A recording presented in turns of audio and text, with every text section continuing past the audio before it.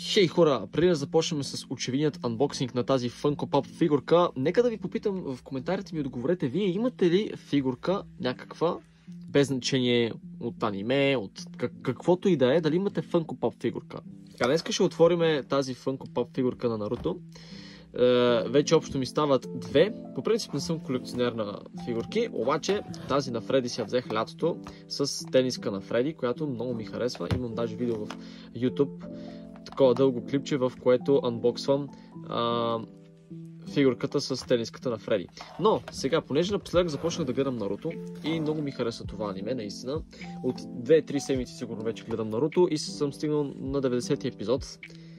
Не знам, за мен това е доста, 90 епизода за 2-3 седмици, буквално не съм се спирал да гледам, но просто е много добро аниме. Препоръчвам го на тези, които не са го гледали. Сега, фигурката струва 14 евро и 90 цента. Номер 181 е, както виждате. Така, тук отзад има нарисувани, има показани други фигурки. Различни форми на Наруто. Така, поне разбирам, различни фигурките просто. Какаши, Сакура, Тоби. Тоби дори нямам идея кой е Тоби. Все още не съм го виждал. Тъй като, както казах, на 90-ти епизод съм и само този ми е непознат. Всички останали са ми познати. Така, отстрани фигурката, 181. Интересна фигурка, наистина. Нямаше други фигурки на Наруто, беше само тази. Имаше и на Саске. Така, нека да отвориме сега и да извадиме домата.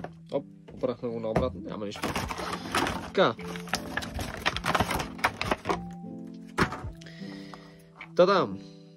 Ето е фигурката. Наистина е много готина фигурка. Много ме кефи. Наистина. Главата може да се върти. Добре.